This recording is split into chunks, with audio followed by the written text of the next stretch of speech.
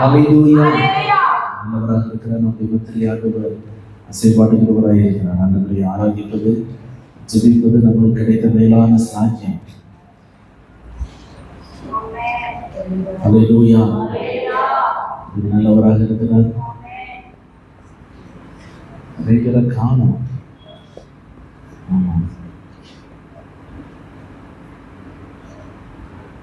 நிறைய பேரை காணும். என்னன்னு தெரியல. சரி, ஓகே.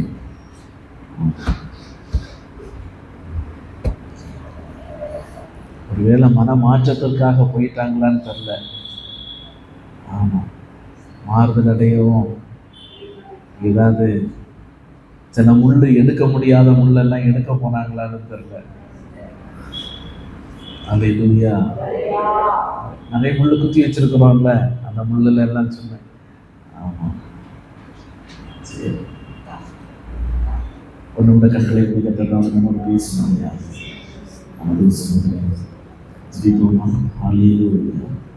கிருபையுள்ள நல்ல ஆண்டவரே,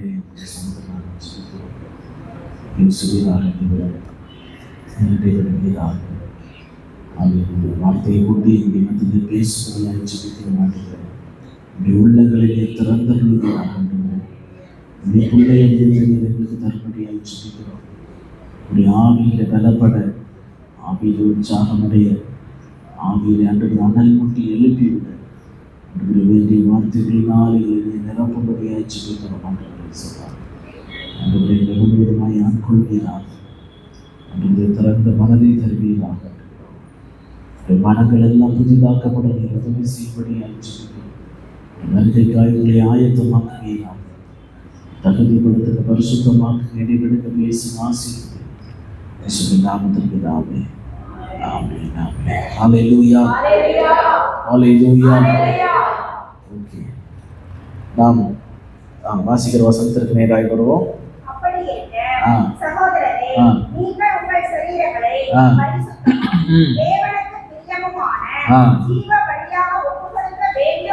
ஜீவபலியாக ஒப்பு கொடுக்க வேண்டும் என்று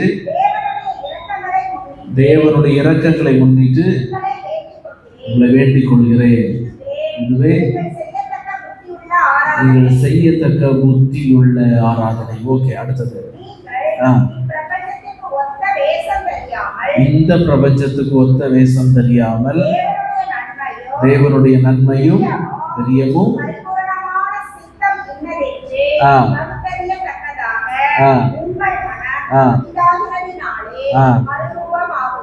ஹல்லேலூயா, ஹல்லேலூயா. மனம் புதிதாகிறதுனாலே மறுரூபமாகுங்கள். ஹல்லேலூயா. நம்முடைய மனம் புதிதாக்கப்பட வேண்டும். நம்முடைய மனம் புதிதாக்கப்படும் போது நாம் மறுரூபம் அடைவோம். மனம் புதிதாக்கப்படும் போது, இயேசு வரும்போது நம்ம தெரியும். ஹல்லேலூயா. இல்லைன்னா உங்களை அறிய நீ யாருன்னே எனக்கு தெரியாதுன்னு சொல்லிடுவாரு. அப்போ அவர் வரும்போது அவருக்கு நம்ம தெரியணும்னா நம்ம புதிதான மனமுடையவர்களாக இருந்தால் மட்டும்தான் நம்ம அவருக்கு தென்படுவோம். இல்லைன்னா நம்ம அவருடைய கண்களுக்கு மறைவானவர்களாக போய்விடுவோம். ஹல்லேலூயா, ஹல்லேலூயா. இயேசு சீக்கிரம் வரப்போகிறார். இயேசு சீக்கிரம் வரப்போகிறார். ஹல்லேலூயா. நம்பிக்கை இல்லையோ? ஆமா, இயேசு சீக்கிரம் வரப்போகிறார். ஹல்லேலூயா. வரும்போது அவருக்கு எதிர்கொண்டு போகிற நல்ல மனவாட்டிகளாய் ஆண்டவர் நம்மை மாற்றுவாராக. பரிசுத்தமுள்ள ஒரு மனவாட்டிகளாய் ஆண்டவர் நம்மை மாற்றுவாராக.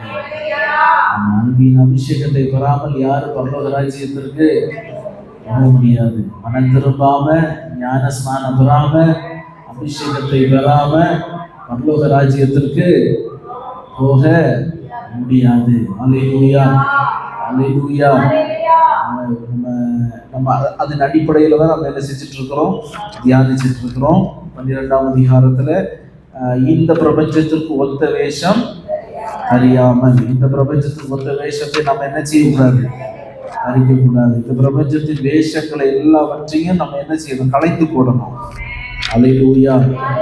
பிரபஞ்சத்தின் வேஷங்களை களைந்து போடும்போது அவர் நம்ம மேல பிரியமுடையவராய் மாறுகிறார். அவர் நம்ம மேல பிரியமுடையவராய் கொஞ்சம் கொஞ்சமாய் மாறிட்டு வரணும். அல்லேலூயா. பிரியமா இருக்கிறாரா? பிரியப்படுகிறாரா? ஏதாகிலும் 1-2 மாற்றமா அது? அல்லேலூயா, அல்லேலூயா. ஆண்டவர் அந்த வேஷங்களை ஆண்டவர் நம்முடைய இருந்து ஆண்டவர் மாற்றுவாராக. அல்லேலூயா, அல்லேலூயா. ஆவி, ஆத்துமா, சரீரம் மூன்றிலையும் பரிசுத்தம் வேணும். மூன்றிலையும் பரிசுத்தம் வேணும். ஆத்துமா பரிசுத்தமடையணும், ஆவி பரிசுத்த ஆவியானவர் இருக்கணும், சரீரமும் பரிசுத்தமுடையதாக இருக்க வேண்டும். அல்லேலூயா. ஓகே, உலகம் நம்மை விட்டு மாற நம்ம என்ன செய்யணும்? மன திரும்பணும், ஞானஸ்நானம் பெறணும், பரிசுத்த அபிஷேகத்தை பெறணும், மாறுபாடுள்ள சந்ததியை விட்டு விலகணும், உபதேசத்திலும் அந்நியத்திலையும் இருக்கணும், அப்பம் பெற்றுதலிலும் ஜெபம் பண்ணுவதிலும் உறுதியா இருக்கணும். அல்லேலூயா. அதுதான் நம்முடைய அஸ்திபாரமா இருக்கிறது. அஸ்திபாரம் உறுதியா இருக்க நான் என்ன செய்ய வேண்டும்?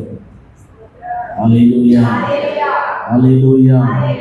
அஸ்திபாரங்கள் நிர்மூலமாகிறதே, நீதிமான் என்ன செய்வான்? அஸ்திவாரங்கள் நிர்மூலமாக கூடாது. அல்லேலூயா, அல்லேலூயா. இப்ப தோணுன வசனம் சொல்றேன். அஸ்திவாரங்கள் நிர்மூலமாகிறதே, நீதிமான் என்ன செய்வான்? அஸ்திவாரம் நிர்மூலமாச்சுதுன்னா நீதிமானால நிற்க முடியாது. அல்லேலூயா. நீதிமான் என்ன செய்வான் தெரியுமா? ஒரு அஸ்திவாரம் நிர்மூலமாக, சபையின் அஸ்திவாரம், கிறிஸ்தவத்தின் அஸ்திவாரம் நிர்மூலமாகுமோ, உண்மையாய் நிற்கிற ஒரு நீதிமான் என்ன செய்வான் தெரியுமா? அழுவான். அல்லேலூயா. உண்மையாய் ஆண்டவருக்குள்ள அஸ்திவாரத்தில் நிற்கிற நீதிமான் அழுவான். அவனுக்கு வேற எதுவும் தெரியாது, அழ மட்டும்தான் தெரியும். ஏன்னா அஸ்திவாரங்கள் எல்லாம் இன்றைய காலகட்டங்கள்ல நிர்மூலமாகி கொண்டே இருக்குது. ஒவ்வொரு கல்லுகளாக பெயர்க்கப்பட்டு கொண்டிருக்கிறது. நல்லா கட்டப்பட்டதுதான் சபையும், கிறிஸ்துவின் மேல நல்லா கட்டப்பட்டதுதான். நல்ல ஆணித்தரமான விசுவாசத்திலையும் வசனத்திலையும் நல்ல மிக்ஸ் ஆகி ஜபத்திலையும் மூன்றிலையும் என்ன பட்டதுதான்? கட்டப்பட்டதுதான். விசுவாசம், ஜபம், வசனம் மூன்றிலையும் கட்டப்பட்டதுதான். ஆனா இன்னைக்கு நிர்மூலமாகிற சூழ்நிலைக்குள்ளாக இருக்கிறது. நாம் நீதிமான்களா இருந்தால் நாம் அழ வேண்டும். அல்லேலூயா. அழும்போது ஆண்டவர் ஒரு மாற்றத்தை தரப்போதுமானவராக இருக்கிறார். அல்லேலூயா. அஸ்திவாரத்தை சீர்படுத்த நம்ம கொஞ்சம் பிரயாசப்படுவோம். அல்லேலூயா. அஸ்திவாரம் சீர்படுத்த நம்ம கொஞ்சம் பிரயாசப்படணும். ஏன் அஸ்திவாரம் நல்லா இருக்குதா? என் அஸ்திவாரம் எப்படி இருக்குது? நம்ம யோசிக்கணும். நம்ம ஆவிக்குரிய வாழ்க்கையில என் அஸ்திவாரம் எப்படி இருக்குது? நல்லா உறுதியா இருக்குதா? என் அஸ்திவாரம் ஆடிக்கிட்டு இருக்குதா? நான் ஸ்ட்ராங்கா இல்லாம என் மேல கட்டப்படுகிறதெல்லாம் எப்படி ஸ்ட்ராங்கா இருக்க முடியும்? அல்லேலூயா, அல்லேலூயா. என் மேல அஸ்திவாரம் வைத்து கட்டுகிறதெல்லாம் நம்ம குடும்பம் தான். நான் ஸ்ட்ராங்கா இல்லாம என் மேல அஸ்திவாரம் வைத்து கட்டப்படுகிறது ஒன்றும் ஸ்ட்ராங்கா இருக்க முடியாது. ஆமா, அழுங்க, உலகுங்க, ஜோம் பண்ணுங்க, பிரயாசப்படுங்க, அவர் பலப்படுத்துவார். அல்லேலூயா. அவர் பலப்படுத்துகிற கிறிஸ்து, அவர் தான் பலப்படுத்த முடியும். அவர் தான் பலப்படுத்துறதுக்குரிய ஒரே நபர், தகுதியானவர் அவர் மட்டும்தான். எந்த மனுஷனாலையும் பலப்படுத்த முடியாது. ஆமா, நம்ம பிரயாசப்படலாம், பலப்படுத்துகிறது அவர் மட்டும்தான். அவர் பலப்படுத்த அவருடைய கரத்துல ஒப்பு கொடுக்கும். அல்லேலூயா, அல்லேலூயா. முதலாவது மனம் திரும்ப வேண்டும். மனம் திரும்பணும், மனம் திரும்பணும். திரும்பவும் பழைய நிலைமைக்கு போகாதபடிக்கு, புதிதாய் ஒன்று உருவாகாதபடிக்கு மன திரும்பி வாழ ஆண்டவர் நமக்கு உதவி செய்வாராக. அல்லேலூயா. அடுத்து ஞான ஸ்நானம் பெற்று கொண்டிருக்கிறோம். 2 விதமான ஞான ஸ்நானம். ஒன்று ஜலத்தினால, அடுத்து ஆவியினால. அடுத்து 3வது பரிசுத்த ஆவியானுடைய அபிஷேகம். ஓகேவா? அப்போ நம்ம தண்ணீர்னால ஞான ஸ்நானத்தை பெற்றிருக்கிறோம். யாராயிலும் தண்ணீர்னால ஞான ஸ்நானத்தை பெறவில்லை என்றால் ஞான ஸ்நானத்தை பெற்றுக்கொள்ளுங்கன்னா பரலோக ராஜ்யத்திற்கு போக முடியாது. நம்ம பரலோக ராஜ்யத்துக்கு போனோம், நம்ம அதுக்காக தான் பிரயாசப்படுகிறோம். நம்ம குடும்பம் எல்லாம் பரலோகத்துக்கு போவோம், நம்ம மட்டும் பரலோகத்துக்கு போகலன்னா அது நல்லா இருக்காது. நமக்கும் எல்லாருக்கும் கஷ்டம், உங்களுக்கும் கஷ்டம், உங்க குடும்பத்துக்கும் கஷ்டம். ஆனால் எல்லாரும் குடும்பமா ஞான ஸ்நானம் பெற்று பரலோக ராஜ்யத்துல வருகிறது தான் மேலான பாக்கியம். அல்லேலூயா, அல்லேலூயா, அல்லேலூயா. ஞான ஸ்நானத்தை எதற்கு ஒப்பிடுகிறோம்னா, பழைய பாவத்தை நான் விட்டுட்டேன், இப்ப நான் புதிய மனுஷனா இருக்கிறேன் என்பதற்கு அடையாளம் தான் ஞான ஸ்நானம். நான் தேவனோடு உடன்படிக்கை பண்ணி கொண்டேன் என்பதற்கு அடையாளம் தான் ஞான ஸ்நானம். நான் ஆண்டவருடைய பரலோக வாசியாக நான் மாறிவிட்டேன் என்று சொல்வதற்கு அடையாளம், பேசிக் தான் ஞான ஸ்நானம். திரும்பவும் சொல்லுகிறேன், ஞான ஸ்நானம் பெறலன்னா அன்பை சமுத்திர ஒப்பு கொடுங்க. ஞான ஸ்நானத்திற்கு என்று நம்மை அர்ப்பணிப்போம். அவருடைய அபிஷேகத்தினால் நம்மை நிரப்பி நடத்த போதுமானவராய் இருக்கிறார். அல்லேலூயா, அல்லேலூயா. 3வதாக பரிசுத்த ஆவியாருடைய அபிஷேகம். பரிசுத்த ஆவியாருடைய அபிஷேகத்தை குறித்து நம்ம அநேக காரியங்களை நம்ம என்ன செஞ்சுட்டு இருக்கிறோம், தியானிச்சுட்டு இருக்கிறோம். பரிசுத்த ஆவியானவர் எப்படிப்பட்டவர் சொல்லுங்க பார்ப்போம். நம்மை பலப்படுத்துகிறவர் பரிசுத்த ஆவியானவர். 2வது தேற்றனவாளன். தேற்றனவாளன் என்பதற்கு கிரேக்க பதத்துல ஒரு வார்த்தை சொன்னேன். என்ன சொல்லுங்க பார்ப்போம்? பாரக்லேட்டா. ஓகே, அது அப்படின்னா உதவி செய்கிறவர் என்று அதனுடைய அர்த்தம். ஓகே, 3வது, ஆமா எல்லாரும் எழுதியிருக்கிறீங்க தானே? ஆமா, சகல சத்தியத்திற்குள்ளும் நம்மை நடத்துகிற தெய்வம். 4வது போதித்து நினைப்பூட்டுகிறவர். 5வது பரிசுத்த ஆவியானவர் நம்ம மேல இருக்கும் போது இயேசு கிறிஸ்துவை குறித்து சாட்சி கொடுப்பார்.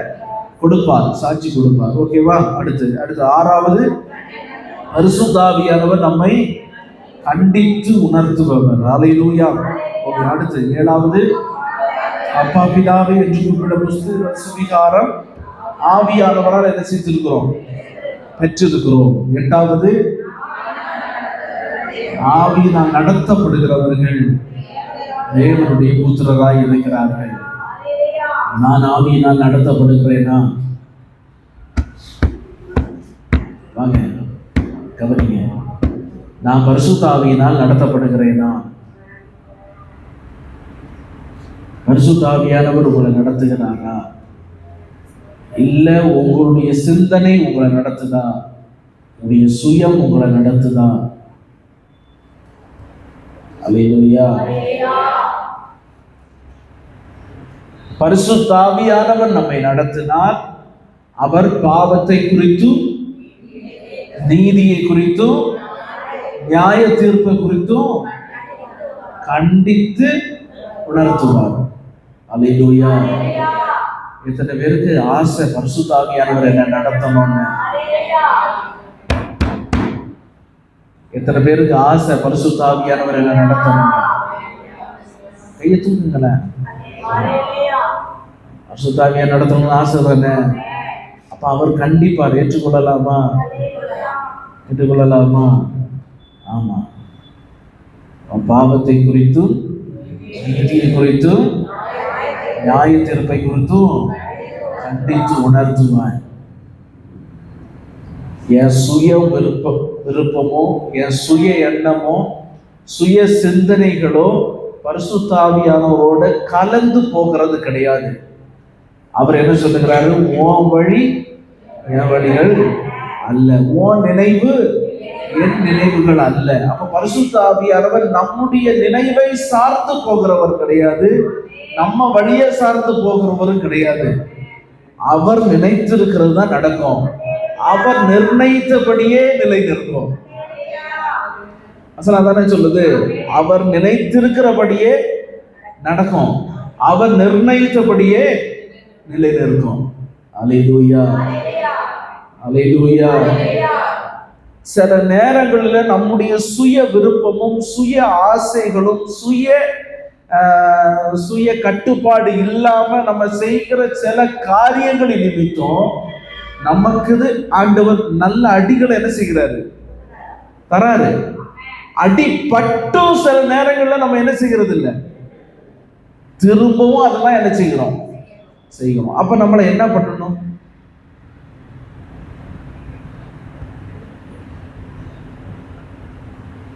பரிசுத்தாவியானவர் நம்மளை என்ன பண்ணணும்? நம்ம பிள்ளைகிட்ட என்ன எதிர்பார்க்கிறோம் சொல்லுங்களேன். நம்ம பிள்ளைகள்கிட்ட நம்ம என்ன எதிர்பார்க்கிறோம்? ஒருக்க சொல்றோம், 2 தடவை சொல்றோம், 3 தடவை சொல்றோம், 4 தடவை சொல்றோம், 10 தடவை சொல்றோம். கேட்கலன்னா அடிக்கிறோம், திரும்பவும் பண்ணுது, திரும்பவும் ஒரு அடி போடுறோம். அதுக்கு மேல செய்யுதுன்னா அதை என்ன பண்ணுவோம்? விட்டுருவோம். உண்மை என்னது? அதுதான். அப்படின்னா என்ன, என்னமோ பண்ணு, நீ என்ன பட்டாலும் என்ன செய்ய மாட்ட, திருந்த மாட்ட. வீட்டுக்கு அடங்காதது சொல்லுவோம்ல, ஆமா நீங்களே சொல்லுங்களேன், வீட்டுக்கு அடங்காதது ஊருக்கு அடங்குன்ற மாதிரி என்ன செஞ்சிருவோம், விட்டுருவோம். ஆண்டவர் என்ன செய்வாரு, ஒரு கட்டத்துக்கு மேல நம்மளை என்ன செஞ்சிருவாரு, விட்டுருவாரு. விட்டுட்டாருன்னா நம்ம நிலைமை எப்படி இருக்கும்? பன்றியின் தவிட்ட தின்றதுக்கு ஆசைப்பட்டாலும் கிடைக்காது. அல்லேலூயா. தகப்பன் கிட்ட விட்டுட்டு தகப்பனுக்கு விரோதமா பாவம் செஞ்சுட்டு தகப்பன்கிட்ட இருக்கிற ஆசைகளை, ஆஸ்திகளை, ஐஸ்வர்யங்களை, சந்தோஷத்தை விட்டுட்டு, இது சுயம் தானே, சுய விருப்பம் நடக்கணும், சுயம் நிறைவேறணும்னு தானே அவன் செய்ததே திரும்பவும் செஞ்சுட்டு இருக்கிறோம். ஒரு கட்டம் வரைதான் ஆண்டவர் பொறுப்பாரு, அப்புறமா ஆண்டவர் விட்டுருவாரு. விட்டா நம்ம நிலைமை பரிதவிக்கப்படுகிற நிலைமையா மாறிடும். பரிசுத்தாவியானவருக்கு ஒப்பு கொடுங்க. பரிசுத்தாவியானவர் விரும்புகிறத நம்ம செய்யணும். உலகத்தின் காரியத்தையும் உலகத்தின் ஆசாபாசங்களையும் நிறைவேற்றுகிற ஒரு பாத்திரங்களாய் நம்ம என்ன செய்யக்கூடாது, இருக்கக்கூடாது. அப்படி நம்ம இருந்தோம்னா ஆண்டவர் அதற்கேற்ற தண்டனையை ஆண்டவர் நமக்கு என்ன செய்வாரு, தருவாரு. ஒரு கட்டம் வரையிலும் தண்டிப்பாரு, ஒரு கட்டம் வரையிலும் இழுத்து பிடிப்பாரு, அதுக்கப்புறம் ஆண்டவர் விட்டுருவாரு. அவர் கையிலிருந்து போயிட்டோம்னா முடிஞ்சு. அல்லேலூயா. பரிசுத்தாவியானுடைய கரத்துக்குள்ள இருக்கணுங்க. அவர்னால் நடத்தப்படணும். பரிசுத்தாவியானவர் நம்மளை பாதுகாக்கணும். அவர் நமக்கு உதவி செய்யணும். அவர் நமக்கு பணிவிடையின் ஆவியாக நம்ம கூட இருக்கணும். அல்லேலூயா, அல்லேலூயா. அவருடைய கர்த்தருடைய பிள்ளைகளுக்காக நமக்காக பரிந்து பேசுகிற ஒருவர் நம்ம கூட என்ன செய்யணும், இருக்கணும். நமக்கு வேணும் அவரு. அவர் தான் நம்மளை கரெக்டா நடத்திக்கிட்டு போவாரு. நான் அவருடைய பிள்ளையா இருக்கணும்னா அவர் சொல்லுகிறபடி நான் செய்தால் அவருடைய பிள்ளையா இருந்து போக ஆண்டவர் நமக்கு உதவி செய்வாரு. அல்லேலூயா. ஆவியினால் நடத்தப்படுகிறவர்கள் அவருடைய புத்திரராய் இருக்கிறார்கள். அல்லேலூயா. அவர் நடத்துவோம், அந்த நடைக்குள்ள நடக்கணும். ஆட்டு மந்தையை நடத்துகிறவர்களுக்கு ஒரு பாதையை அவர்கள் வைத்திருக்கிறார்கள். பின்னால இருந்து அவருடைய சத்தம் கேட்கும், இப்படி போ, அப்படி போ, இங்க போகாத, கொஞ்சம் வழி மாறணும். பின்னால் அந்த சத்தம் கேட்கும். அவன் நடத்துகிறவர் கரெக்டா அவருடைய கோலினாலும் தடியினாலும் நம்ம என்ன செய்வார். அல்லேலூயா. அவர் நம்மை நடத்துவாரு. கீழே போனா பள்ளம், கீழே போனா முள்ளு, அதெல்லாம் இருக்குதுன்னு சொல்லி பார்த்து கரெக்டா நடத்துவாரு. அமர்ந்த தண்ணீர்லையும் அமர்ந்த பசு புல் வெளியில கொண்டு போய் விடுவோம். புல்ல மேயணும். அங்க இருந்துகிட்டு தனியாக நான் ஓடுவேன்னு ஓடி போனா முள்ளுல சிக்கிடுவோம். அல்லேலூயா, அல்லேலூயா. அவர் கொண்டு போய் பசு புல் வெளியில தான் விடுறாரு. புல் வெளிய மேஞ்சி அங்க அமர்ந்து அதை அசை போட்டு அது நமக்குள்ள கிரியை செய்து அடுத்து நம்மை நடத்துமோ, நடத்தி கொண்டு அவர் எங்க கொண்டு போய் சேர்க்க அவர் சித்தமா இருக்காரோ, மெய்ப்பனுக்கு கீழ்ப்படிந்து போகுமோ, அது ஆசீர்வாதமா இருக்கும். இல்லைன்னா சாயங்காலம் வருகிறது, சாயங்காலத்துல தான் இருக்கிறோம். சத்துரு துஷ்ட மிருகம் நம்மை பீருண்டு போடாதபடிக்கு நம்மை நாம் காத்துக்கொள்ள ஆண்டவர் நமக்கு உதவி செய்வார். புரிந்தவர்கள் மட்டும்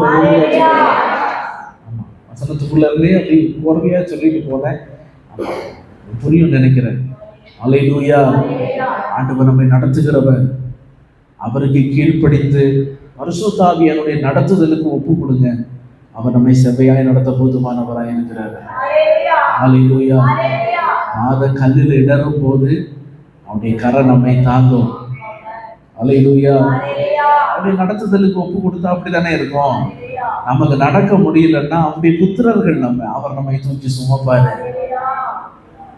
புரியுதானே? அவர் நம்மை தூக்கி சுமப்பாரு. நமக்கு என்ன தேவையோ அவர் சந்தித்து நடத்த போதுமானவராய் இருக்கிறார். ஓகே, அடுத்ததாக யோவான் 4ஆம் அதிகாரம் 24வது வசனத்தை வாசிப்போம். யோவான் 4:24.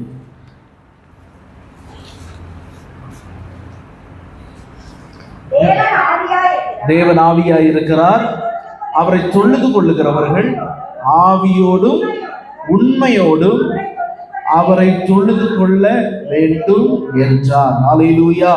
23வது வசனத்தை வாசிப்போமே. உண்மையாய் தொழுது கொள்ளுகிறவர்கள் பிதாவை ஆவியோடும் உண்மையோடும் காலம் வரும், அது இப்பொழுதே வந்திருக்கிறது.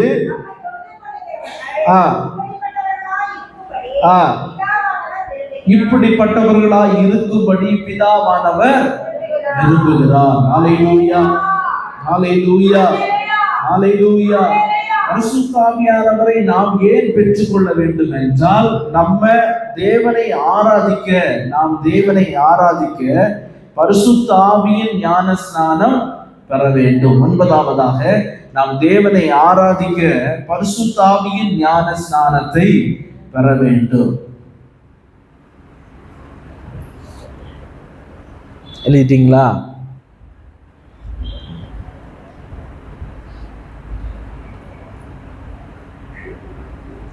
தேவனை ஆராதிக்க பரிசுத்த ஆவியின் ஞான ஸ்நானத்தை பெற வேண்டும். அல்லேலூயா, அல்லேலூயா. வசனம் அதான் சொல்லுகிறது, தேவன் ஆவியாய் இருக்கிறார், அவரை தொழுது கொள்ளுகிறவர்கள் ஆவியோடும் உண்மையோடும் அவரை தொழுது கொள்ள வேண்டும். அல்லேலூயா. ஆவியோடுனா பரிசுத்த ஆவியானுடைய நிறைவோடும் உண்மையான இருதயத்தோடும் அவரை தொழுது கொள்ள வேண்டும். அல்லேலூயா. அப்போ ஆண்டவரை ஆராதிக்கிறோம். நம்ம பரிசுத்த ஆவியானவர் நமக்குள்ள இல்லைன்னா நம்ம ஆண்டவரை ஆராதிக்கிறது கொஞ்சம் கஷ்டம். கொஞ்ச நேரம் துதிப்போம், ஆராதிக்க முடியாது. அல்லேலூயா. அந்நிய பாஷைகளை பேசி ஆண்டவரை உயர்த்தும் தான் அது ஆராதனையில பிரியப்படுகிறதா இருக்கும். அல்லேலூயா. ஆண்டவர் அதாவது ஆவியை பெறாதவர்கள் துதிக்கலாம். எப்படி துதிக்கலாம்? ஆண்டவரே நீ நல்லவர், நீ பெரியவர், உண்மை போல நல்ல தெய்வம் இல்லை, அப்படி இப்படி எல்லா வார்த்தைகளை சொல்லி அவருக்கு துதிகளை என்ன செய்யலாம்? செலுத்தலாம். ஆனா ஆவியின் அபிஷேகத்தை பெற்று கொண்டவர்களால மட்டும்தான் ஆராதிக்க முடியும். அல்லேலூயா, அல்லேலூயா. அப்ப ஆவியின் அபிஷேகத்தை பெறாதவர்கள் எப்படி அழுகிறார்கள், எப்படி அப்படி இருக்காங்கன்னா, அது பாடலினுடைய வரிகளை உணர்ந்து அவருடைய கஷ்டத்தை உணர்ந்து அழுகிறாங்க. அது எமோஷனல் தான். அல்லேலூயா. புரியுதா? உண்மையா அவருடைய அன்பை ருசித்து ஆவியில நிறையுமோ கண்ணீர் வரும். அது ஆராதனை. புரியுதா? ஆமா. மற்றவர்கள் நம்ம ஆராதனை நடத்துமோ, நிறைய பேர் அழுகிறாங்க அப்படின்னா பாடலின் வரிகளை உணர்ந்து என்ன செய்கிறார்கள்? அழுகிறார்கள். இல்லை, இங்கிருந்து சொல்லப்படுகிற ஆறுதலான வார்த்தைகள், அவர்களை கம்ஃபோர்ட் பண்ற வார்த்தைகளை நினைத்து என்ன செய்கிறார்கள்? அழுகிறார்கள். அதுவும் அவருடைய சூழலாக இருக்கும். அதை நினைத்து என்ன செய்வார்கள்? அழுவார்கள். ஆனால் ஆண்டவரை ஆராதிக்கிறவர்கள் உண்மையிலேயே ஆவியில நிறைந்து ஆண்டவரை மகிமைப்படுத்துமோ ஆவியின் நிறைவு அழுகையை கொண்டு வரும். இத்தனை பேர் உணர்ந்து இருக்கிறீங்க? அல்லேலூயா, அல்லேலூயா. ஆவியின் நிறைவு அழுகையை கொண்டு வந்து அவர் மேல இருக்கிற அன்பை எப்படி வெளிப்படுத்துறதுன்னு தெரியாம இருதயம் நொறுங்குள்ளும். அப்படி இருதய நொறுங்குண்டவர்களுக்கு அவர் சமீபமாய் இருக்கிறார். புரிஞ்சுதா? அல்லேலூயா. ஆவியானவர் உள்ள இருக்கிறாரு. ஆவியானவர் உள்ள இருந்து பாவத்தை குறித்தும் நீதியை குறித்தும் நியாய தீர்ப்பை குறித்து கண்டித்து உணர்த்துவாரு. நீ என் பிள்ளையா இருக்கிற, இந்த பாவத்தை எல்லாம் செஞ்சிருக்கிற, இப்ப ஆண்டவர் ஆராதிக்கும்படியாய் வந்திருக்கிறேன்னு சொல்லிட்டு அந்த பாவத்தை எல்லாம் உணர்த்துமோ உள்ள இருந்தே மன குமுறலாகி அவனுடைய சமூகத்துல மன்னிப்பை கேட்டு ஆவியிலே ஆராதிக்குமோ அது அழுகையா வெளியே வரும். அல்லேலூயா. எத்தனை பேர் அந்த அனுபவத்துக்குள்ள போயிருக்கிறீங்க? அல்லேலூயா, அல்லேலூயா. அதுதான் ஆவியோடும் உண்மையோடும். உண்மை எப்ப வருகிறது? இருதயம் நொறுங்குண்ட இருதயம் வருமோ அந்த உண்மை வரும். அல்லேலூயா. அதான் அப்ப இருதயம் நொறுங்குறது எதுக்கு நொறுங்குண்டு போகுது? நம்ம செஞ்ச சின்ன சின்ன பாவம்னு சொல்றதை விட தவறுகள்னு சொல்லலாம். சின்ன சின்ன தவறுகள் எல்லாம் உணர்த்தப்படும். சரியா? ஆமா, சின்ன சின்ன தவறுகள் எல்லாம் உணர்த்தப்படுமோ அந்த தவறுகளும் நம்முடைய ஆவியானவர்னால ஏற்றுக்கொள்ள என்ன செய்யாது? முடியாது. அது உணர்த்தப்படுமோ என்னுடைய ஆத்துமாவும் உணர்த்தப்படுகிறது. உணர்த்தப்படுமோ இருதயம் நொறுங்குண்டுகிறது. அப்போ உண்மை உண்டாகுது. இருதயம் கல்லா இருந்துச்சுன்னா அங்க உண்மை என்ன இருக்க வாய்ப்பு இல்லை. இருதயம் கல்லாயிடுச்சுன்னா உள்ள உண்மை இருக்காது. இருதயம் நொறுங்கொண்டிருச்சுன்னா உண்மையா ஆண்டவர் சொல்லுகிறத ஏற்றுட்டு மனசுல உண்மையா ஆண்டவர் என்ன செய்கிறார்கள்? மகிமைப்படுத்துகிறார்கள். அல்லேலூயா. பரிசுத்த ஆவியானவர் நமக்குள்ள இருந்தாரானால் அவர் ஆவியோடும் ஆராதிக்க வைப்பார், உண்மையோடும் ஆராதிக்க வைப்பார். அப்ப இந்த பாவத்தை குறித்த உணர்வு, தவறுகளை குறித்த உணர்வு நமக்குள்ள வந்த உடனே பரிசுத்த ஆவியானவருக்கு விட்டு கொடுத்து இருதயம் நொறுங்குண்டவர்களாக ஆண்டவரை நோக்கி கூப்பிடும் போது அந்த ஆராதனையில அவர் பிரியமுடையவராய் இருக்கிறார். அல்லேலூயா, அல்லேலூயா. பரிசுத்த ஆவியானவர் எதுக்குன்னா, இப்ப புரியுதா? பரிசுத்த ஆவியானவர் நமக்குள்ள இருந்தால் மட்டும்தான் நம்ம அவரை ஆவியோடும் உண்மையோடும் தொழுது கொள்ள முடியும். அல்லேலூயா, அல்லேலூயா. ஏசாயா 11ஆம் அதிகாரம் 10ஆவதாக ஏசாயா 11 அவருடைய 2வது வசனத்திற்கு நேராய் வருவோம். ஏசாயா 11:2.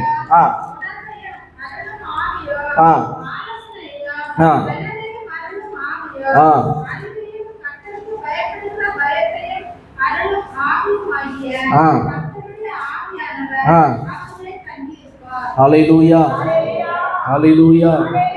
இதுல நம்ம பார்க்கிறது ஞானத்தையும் உணர்வையும் அருளும் ஆவியும் ஆலோசனையும் அறிவையும் கர்த்தருக்கு பயப்படுதல பயத்தை அருளும் ஆவியும் ஆகிய கர்த்தருடைய ஆவியானவர். இதுல எத்தனை ஆவியை குறித்து சொல்லி இருக்குது? எத்தனை ஆவியை சொல்லி இருக்கு? 7 ஆவிகளை குறித்து சொல்லப்பட்டிருக்கிறது. அப்படிதானே? 7 ஆவிகளை குறித்து சொல்லப்பட்டிருக்கிறது. இதுல முதல் சொன்ன வார்த்தைகளை மட்டும் எடுங்களேன்.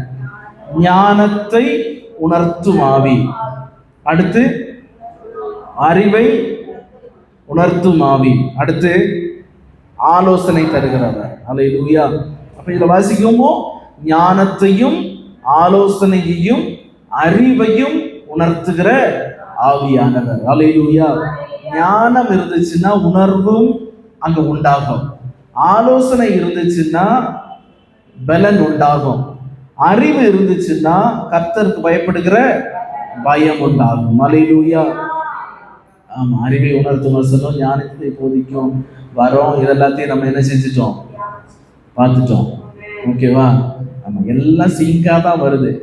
எல்லாமே ஏதாவது ஒரு இடத்துல என்ன செஞ்சிருது, சிங்காகி தான் போயிட்டே இருக்குது. அப்ப ஆண்டவர் சபையை நேசிக்கிறார். ஹல்லேலூயா, ஹல்லேலூயா. இந்த வசனத்துல வாசிக்கும் போது பரிசுத்த ஆவியானவர் ஞானத்தை தரக்கூடியவர், பரிசுத்த ஆவியானவர் அறிவை தரக்கூடியவர், பரிசுத்த ஆவியானவர் ஆலோசனையை தரக்கூடியவர். அப்ப இதை ஒண்ணா ஒரே பாயிண்டா எழுதிக்கோங்க, 10வது பாயிண்டா போட்டு, பரிசுத்த ஆவியானவர் ஞானம், அறிவு, ஆலோசனை தரக்கூடியவர். ஞானம், அறிவு, ஆலோசனை தரக்கூடியவர்.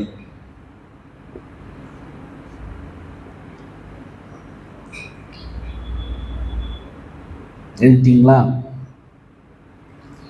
ஓகே. பரிசுத்த ஆவியானவர் ஞானம், அறிவு, ஆலோசனை தரக்கூடியவர். ஓகே. ஒருவன் ஞானத்தில் குறைவுள்ளவனாயிருந்தால் யாவருக்கும் சம்பூர்ணமாய் கொடுக்கிற, ஒருவரையும் கடிந்து கொள்ளாத அவரிடத்துல கேட்டு என்ன செய்யணும், பெற்றுக்கொள்ள கடமை. அல்லேலூயா, அல்லேலூயா. நமக்கு ஞானத்துல குறைவுன்னா அவர்கிட்ட கேட்கணும். நம்ம பிள்ளைகளுக்கு ஞானத்துல குறைவுன்னா ஆண்டவரிடத்துல கேட்க வைங்க. அல்லேலூயா, அல்லேலூயா. உங்க பிள்ளைகளுக்கு ஞானத்துல குறைவுன்னா முதல்ல பைபிளை வாசிக்க சொல்லுங்க, ஜெபம் பண்ண சொல்லுங்க. இதை செஞ்சதுன்னா அதுக்கு ஆட்டோமேட்டிக்கா வரும். படிக்க ஞானம் இல்லையா, பிள்ளைகள்ட்ட பைபிளை வாசிக்க சொல்லுங்க, சத்தமா வாசிக்க சொல்லுங்க. ஆனாலும் யாரில்லையா முழங்கால நின்று வாசிக்க சொல்லுங்க, முழங்கால நின்று வாசிக்கட்டும், சத்தமா வாசிக்கட்டும். வாசிக்க வாசிக்க வாசிக்க பரலோக ஞானம் அவனை நிரம்பும்.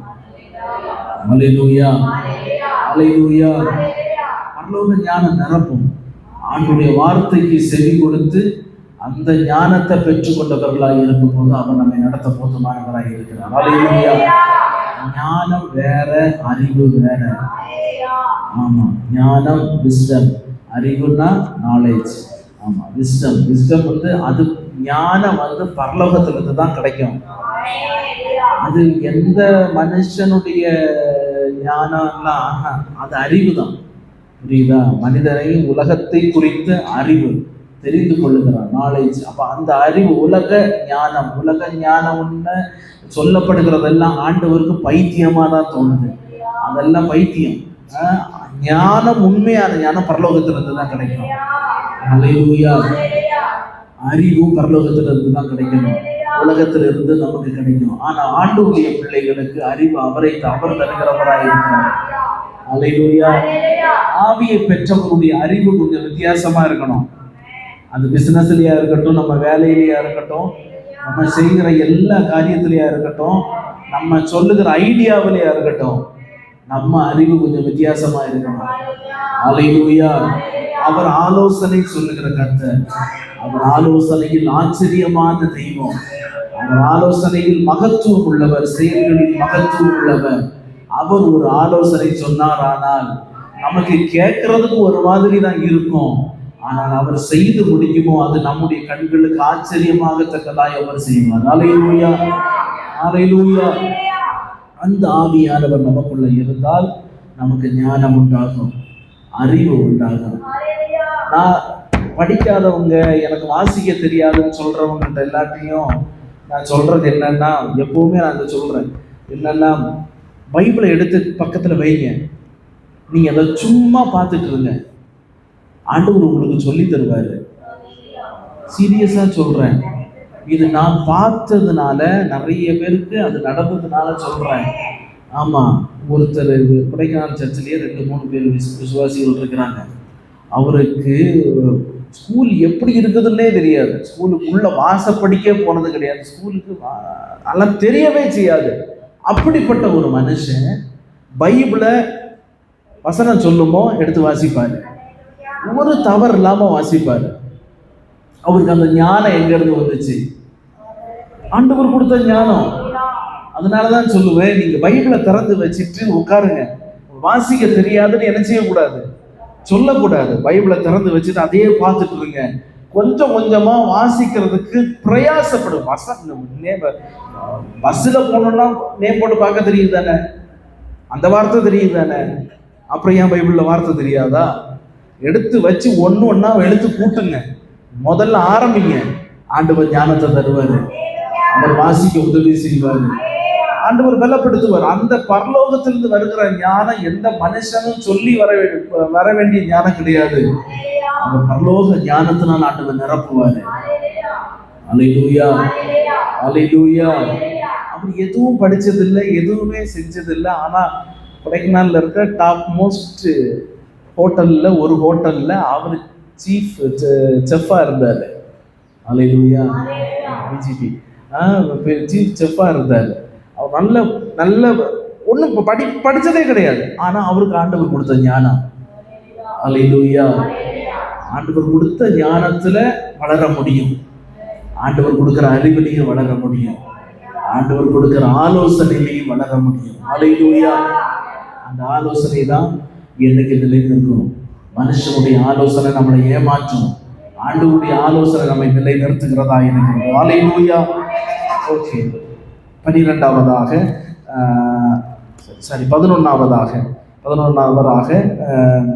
2 தீமோத்தேயு 1ஆம் அதிகாரம் அதனுடைய 1ஆம் அதிகாரம் 7வது வசனத்தை வாசிங்க. பயமுள்ள ஆவியை கொடாமல் பலமும் அன்பும் தெளிந்த புத்தியும் உள்ள ஆவியே கொடுத்திருக்கிறார். அல்லேலூயா. தேவன் நமக்கு பயமுள்ள ஆவியை கொடாமல் பலமும் அன்பும் தெளிந்த புத்தியும் உள்ள ஆவியை கொடுத்திருக்கிறார். அல்லேலூயா. பரிசுத்த ஆவியானவர் நம்ம மேல வரும்போது நமக்குள்ள இருக்கிற எல்லா பயத்தின் ஆவிகளும் மாறி போகிறது. பரிசுத்த ஆவியானவர் நம்மை நிரப்பும் போது நமக்குள்ள பலன் உண்டாகும், தெளிந்த புத்தி உண்டாகும், அன்பு உண்டாகும். அல்லேலூயா. பலமும் அன்பும் தெளிந்த புத்தியும் உள்ள ஆவியானவர் நமக்கு தந்திருக்கிறார். அல்லேலூயா. பரிசுத்த ஆவியானுடைய நிறைவு நமக்குள்ள இருக்கணும். அந்த பரிசுத்த ஆவியானுடைய நிறைவு நிமித்தம் நம்ம ஒவ்வொருவரையும் நேசிக்க உதவி செய்யும். அது நமக்கு தெளிந்த புத்தியை தரும். அது நம்மை பலப்படுத்துகிறதா இருக்கிறது. அல்லேலூயா. ஓகே, 11ஆவதாக அன்பும் தெளிந்த புத்தியும் பரிசுத்த ஆவியானவர் கொடுக்கிறவராய் இருக்கிறார். பலம் வந்து ஏற்கனவே நம்ம எழுதிட்டோம். சரியா? அந்த பலம் வந்து ஏற்கனவே நம்ம எழுதிட்டோம். அன்பும் தெளிந்த புத்தியும் பரிசுத்த ஆவியானவர் தருகிறார்.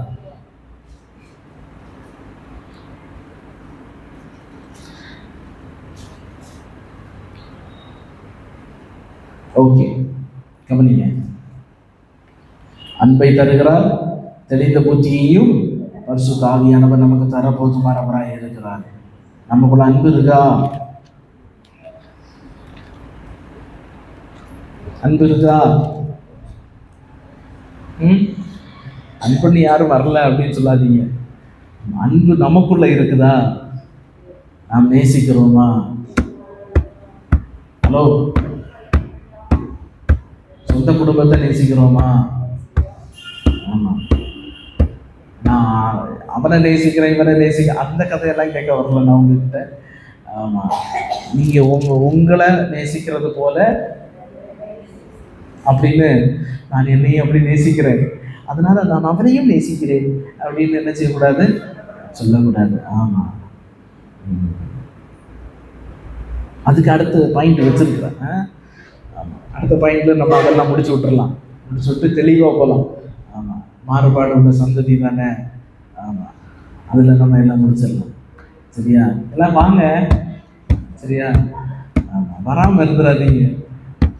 கொஞ்சம் டைப் பண்ணாலே வரமாட்டேங்கிறீங்க. கொஞ்சம் டைப் பண்ணாலும் அப்படியே பேக் அடிச்சிடுறீங்க, ரிவேஸ் கியர் போட்டுடுறீங்க, இல்லையா நியூட்ரல் போட்டு ஹேண்ட் பிரேக் போட்டுடுறீங்க.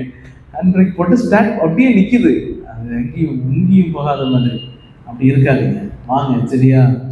ஆமாம், பரிசுத்த ஆவியானவர் நம்ம மேலே இருக்கும்போது நம்ம நேசிப்போம், தெளிந்த புத்தி உள்ளவர்களாக இருப்போம். ஆண்டவர் அந்த ஞானத்தினால் நம்மை நிரப்பி நடத்துவாராக. ஹல்லேலூயா. ஓகே, 12வது, அது சீக்கிரம் போகலாம். 12வது வசனம், 12வதாக ரோமர் 1ஆம் அதிகாரம் 5வது வசனத்தை வாசிங்களேன். மாம்சத்தின்படி, சீக்கிரம் வாசிங்களேன். தாவீதின் சந்ததியில் பிறந்தவரும் பரிசுத்தமுள்ள ஆவியின்படி தேவனுடைய சுதன் என்று மரித்தோரிலிருந்து உயிர்த்தெழுந்ததினாலே பலமாய் ரூபிக்கப்பட்ட தேவனுடைய குமாரனுமாய் இருக்கிறார். அல்லேலூயா. வசனத்துல வாசிக்கும் போது பரிசுத்தமுள்ள ஆவியானவர். அல்லேலூயா, அல்லேலூயா. பரிசுத்தமுள்ள ஆவியானவர். அப்போ ஆவியானவர் பரிசுத்தம் உள்ளவர் தான் நம்மை பரிசுத்தமாக்குகிறவராய் இருக்கிறார். அல்லேலூயா, அல்லேலூயா. இதுல வாசிங்க, அதை எழுதிக்கோ. பரிசுத்தம் உள்ளவர், பரிசுத்தமாக்குகிறவர். பரிசுத்தம் உள்ளவர், பரிசுத்தமாக்குபவர். ஒரு சின்ன ஹைஃபன் போட்டு பரிசுத்தமாக்குபவர் அப்படின்னு போட்டுக்கோங்க. அவர் பரிசுத்தம் உள்ளவர், அதனால அவர் நம்மை பரிசுத்தமாக்குகிறவராக இருக்கிறார். எழுதிங்களா? எழுதுறதுலே ரொம்ப மும்முரமா இருக்கிறீங்க. ஆமா, எழுதுறீங்களா படம் வரைகிறீங்களான்னு தெரியல. நோட்டு சப்மிட் பண்ண சொல்லுவோமா? எல்லாரும் எழுதி இருக்கிறாங்களான்னு. ஆமா,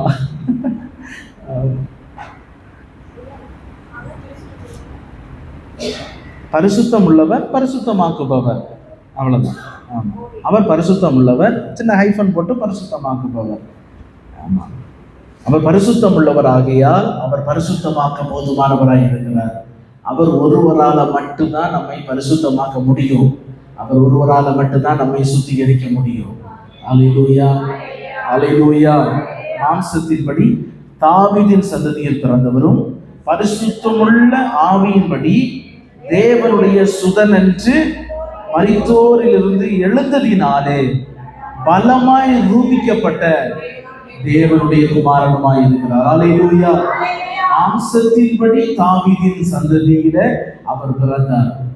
யூதா கோத்திரத்துல மரியாளின் மூலமாக யோசேப்பின் அந்த சந்ததியை சொல்லி ஆண்டவர் புருஷ சித்தம் இல்லாமல் அவர் பிறந்தார். அல்லேலூயா. அப்போ மாம்சத்தின்படி தாவீதின் சந்ததி, பரிசுத்தமுள்ள ஆவியின்படி அவர் ஞானஸ்நானம் பெறும்போது அங்கிருந்து மேல இருந்து பிதாவானவர் சொன்னார், இவர் என்னுடைய நேசகுமாரன், இவர் மேல நான் என்ன செய்கிறேன், பிரியமா இருக்கிறேன் என்று சொல்லி பரிசுத்தமுள்ள ஆவியின்படி தேவனுடைய சுதனென்று மரித்தோரிலிருந்து உயிர்த்தெழுந்ததினால் பலமாய் ரூபிக்கப்பட்ட தேவகுமாரனாய் இருக்கிறார். அல்லேலூயா. ஒரே ஒரு வசனம் தாவீதிலிருந்து அவருடைய உயிர்த்தெழுதல் வரையிலையும் கொண்டு வந்துடும். அல்லேலூயா. எனக்கு தெரிஞ்சு எங்க அப்பா இந்த ஒரு வசனத்தை வச்சு கிட்டத்தட்ட ஒரு 10 வருஷம் பிரசங்கம் பண்ணியிருப்பாரு. ஒரே வசனம் 10 வருஷம் பிரசங்கம் பண்ணாரு. ஆமா, பைபிள் ஸ்டடி வாரத்துல ஒரு நாள் வச்சு 10 வருஷம் பிரசங்கம் பண்ணாரு எனக்கு தெரிஞ்சு. ஆமா, அதுல அவ்வளவு வசனம் இருக்குது பாருங்களேன், அவ்வளவு வார்த்தை இருக்குது. மாம்சத்தின்படி தாவீதின் சந்ததி, மாம்சத்தின்படி தாவீதின் சந்ததி. அதுக்கடுத்து பரிசுத்தமுள்ள ஆவியின்படி. சரியா? அதுவே 2 பெரிய டாபிக். மாம்சத்தின்படி தாவீதின் சந்ததி, அப்படியே இங்க பரிசுத்தமுள்ள ஆவியின்படி தேவனுடைய சுதன் என்று. பரிசுத்தமுள்ள ஆவியின்படி தேவனுடைய பிள்ளை, மாம்சத்தின்படி தாவீதின் சந்ததி. இப்ப இத 2ஐயும் பிரிச்சாலே ஒரு பெரிய ஒரு டாபிக் என்ன செஞ்சிருது, இதுல வந்துருதா. அதுக்கு அடுத்து என்ன செஞ்சிடும், தேவனுடைய சுதன் என்று மரித்தோரிலிருந்து உயிர்த்தெழுந்தவர், பலமாய் ரூபிக்கப்பட்ட தேவனுடைய குமாரனாகவும் அவர் இருக்கிறார் என்று சொல்லி ஆழமான சத்தியங்கள் இதுல சொல்லப்பட்டிருக்கிறது. அல்லேலூயா, அல்லேலூயா, அல்லேலூயா. ஏற்கனவே நான் உங்களுக்கு சொன்ன பாருங்களேன், ரோமர் நிருபத்தை நம்ம வாசிச்சுட்டு புரிஞ்சிட்டோம்னா முழு பைபிளும் என்ன செஞ்சிடலாம், புரிஞ்சிடும், படிச்சிடலாம். அந்த அளவுக்கு ஆழமான நுணுக்கமான சத்தியங்கள் நிறைந்ததுதான் ரோமர் புஸ்தகம். அல்லேலூயா. ஆமா ஆமா, இதுல அவ்வளவு பவுல் எழுதின சுவிசேஷம் எல்லாம் ஞாபகத்துல வச்சிருக்கிறீங்க தானே? ஆமா, எல்லாம் ஞாபகத்துல வச்சுக்கோங்க. அப்பப்ப நான் எல்லாம் ஒன்னொன்னா சொல்லிட்டு இருக்கிறேன், நீங்க இதெல்லாம் மறந்துடாதீங்க. ரோமருக்கு எழுதின நிருபம் பவுலினுடைய சுவிசேஷம், பவுல் எழுதின சுவிசேஷம் அப்படின்னு சொல்லிட்டு இதை என்ன செய்யலாம், நம்ம பார்க்கலாம். அப்ப பரிசுத்தம் உள்ளவர், அவர் பரிசுத்தமாக்குகிறவர். மாம்சத்தின்படியே பரிசுத்தமாய் இருந்தால், ஆவியின்படியும் பரிசுத்தமாய் இருந்தார்.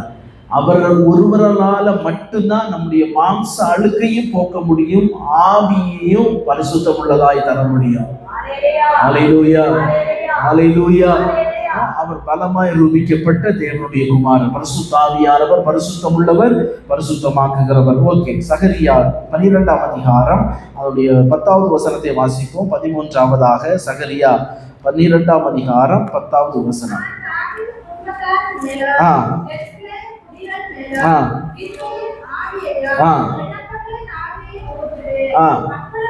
அப்பொழுது அவர்கள்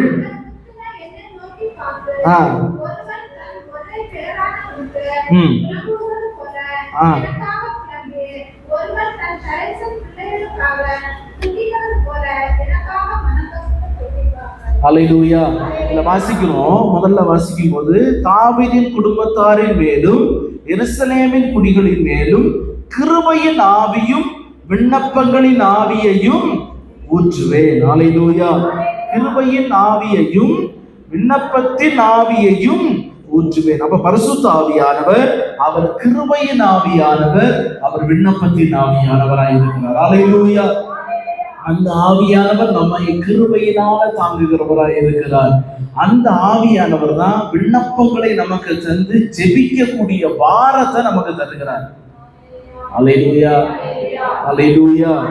கவனிங்களேன், கவனிங்க. கிருபையின் ஆவியானவர் நம்மை ஒவ்வொரு நாளும் கிருபையினால அவர் தாங்குகிறவராய் இருக்கிறார். விண்ணப்பத்தின் ஆவியானவர், அவர் நம்மை ஜெபிக்க வைக்கிறவராய் இருக்கிறார். அல்லேலூயா, அல்லேலூயா.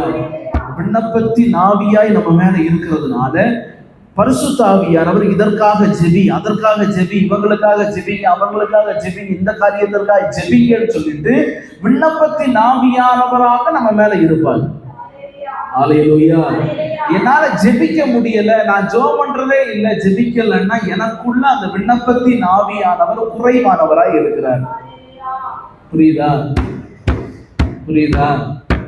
ஆமா, நீங்க ஜெபிக்கல, ஜெபம் பண்ண முடியல அப்படின்னு சொன்னா பரிசுத்த ஆவியானவர், விண்ணப்பத்தின் ஆவியானவர் நம்ம கிட்ட குறைவா இருக்கிறாரு. அதனாலதான் எரேமியா ஜெபிக்கிறான், என் தலை தண்ணீரும் என் கண்கள் கண்ணீர் ஊற்றுமானால் நலமாய் இருக்கும். அல்லேலூயா, அல்லேலூயா. மேல பரிசுத்த ஆவியானவர், கண்ணு விண்ணப்பத்தின் ஆவியானவர். அல்லேலூயா. கண்ணீர்னால, பரிசுத்த ஆவியினால என்ன நிரப்புங்க ஆண்டவரே, கண்ணீர்னால என்ன நிரப்புங்கன்னா விண்ணப்பத்தின் ஆவியினால் என்ன நிரப்புங்க ஆண்டவரே என்று சொல்லி எரேமியா ஜெபிக்கிறான். காரணம் என்னன்னா, தேசம் பாழாய் போய் கொண்டிருந்தது. அல்லேலூயா. உண்மையான பரிசுத்த ஆவியானவர் நமக்குள்ள இருந்தா அதை பார்த்துட்டு சும்மா இருக்கிறதுக்கு விட மாட்டாரு, ஜெபிக்க வைப்பாரு, ஜெபிக்க தூண்டுவாரு. அந்த பார இருதயத்துக்குள்ள கொழுந்து விட்டு எரிஞ்சுக்கிட்டே இருக்கும். அல்லேலூயா, அல்லேலூயா. யாராவது ஒருத்தர் குடிச்சிட்டு அப்படி போதேரா அப்படி போறாங்கன்னா அவர்கள் மேல என்ன தோணும் தெரியுமா? விண்ணப்பத்தின் ஆவியானவர் தூண்டுவாரு. அவர்களுக்காக ஜெபம் பண்ண, ஆண்டவரே இந்த மகனை ரட்சிங்க ஆண்டவரே, இப்படி போயிட்டு இருக்கிறாங்க ஆண்டவரே, இவர்களை ரட்சிங்க ஆண்டவரே. அதுதான் விண்ணப்பத்தின் ஆவியானவர். அல்லேலூயா. விண்ணப்பத்தின் ஆவியானவர் நம்மளை நிரப்பி நடத்தணும். யாரையும் பார்த்து பரிகாசம் பண்ணக்கூடாது, யாரையும் பார்த்து பரிகாசம் பண்ணக்கூடாது, யாரையும் பார்த்து மோசமான வார்த்தை, மோசமா என்ன செய்யக்கூடாது, பேசக்கூடாது, மோசமா பேசக்கூடாது, தள்ளியும் பேசக்கூடாது. பரிசுத்த ஆவியானவர் நம்ம மேல இருந்தார்னா அவர் விண்ணப்பத்தின் ஆவியானவர். எல்லாத்துக்காகவும் ஜெபம் பண்ண மட்டும்தான் சொல்லுவாரு. அல்லேலூயா, அல்லேலூயா. பரிசுத்த ஆவியானவர் குறித்து இவ்வளவு பார்த்துட்டோம், நிறைய பார்த்துட்டோம். ஆனா அவர் எங்கேயுமே நீ அப்படி பேசணும், இப்படி நடத்தணும் அப்படின்னு சொல்லிட்டு இதுவரை நான் பார்த்ததுல எனக்கு தெரியல. பைபிள் ஃபுல்லா எல்லா பரிசுத்த ஆவியானவர் எப்படிப்பட்டவர்னு ஃபுல்லா கடைஞ்சு எடுத்துட்டேன். ஆனா எங்கேயுமே பரிசுத்த ஆவியானவர் நீ போய் இப்படி பண்ண அப்படி பண்ணுன்னு அவர்களை கண்டிக்கவோ அதெல்லாம் ஒன்றும் சொல்லலை. அவரு சொல்லலை நம்மகிட்ட செய்யறதுக்கு. நம்மகிட்ட சொன்னது எனக்கு தெரிஞ்சு இது ஒண்ணுதான், நீ ஜெபம் பண்ணு, விண்ணப்பம் பண்ணு. ஹல்லேலூயா. விண்ணப்பம் பண்ணுவோம், அவர் செய்து முடிப்பாரு. ஹல்லேலூயா, ஹல்லேலூயா. ஏதோ ஒரு விதத்துல, ஏதோ ஒரு சூழ்நிலையில, ஏதோ ஒரு பாவத்தின் நிமித்தம் விழுந்து போனவர்களாக இருந்தாலும் அவர்களுக்காக ஜெபம் பண்ண உதவி செய்வாங்க. அவங்களுக்காக ஜெபம் பண்ணுங்க. ஜெபம் தான் மாற்றம். பரிசுத்த ஆவியானவரால தான் மாற்ற முடியும். நம்ம என்ன பிரயாசப்பட்டாலும் மனுஷனுடைய உதவி இதுதான், அவ்வளவுதான், வேஸ்ட். மனுஷனை நம்பி மனுஷன்கிட்ட உதவி கேட்டு இருக்கிறது வேஸ்ட். ஆண்டவரை நம்பி ஆண்டவர் கரத்துல கொடுத்து நல்லா ஜெபம் பண்ணுங்க, ஜெபம் பண்ணுங்க. உங்களுக்குள்ள ஆவியானவர் இருக்கிறார் தானே, ஏன் ஆவியானவருக்கு இடம் கொடுக்க மாட்டேங்கிறீங்க? ஆவியானவருக்கு இடம் கொடுங்க. பரிசுத்த ஆவியானவர் நம்மளை ஜெபிக்க தான் சொல்லி இருக்கிறாரு. உங்க ஜெபம் ஒரு நாளும் வீணா போகாது பாருங்களேன். அப்படின்னா இந்த வசனம் பொய்யா இருக்கும். நம்முடைய கண்ணீர் எல்லாம் அவருடைய துருத்தியில இருக்குது. எதுக்கு கண்ணீர் வெடிக்கிறோன்னு உள்ளது அவருக்கு மட்டும்தான் தெரியும்.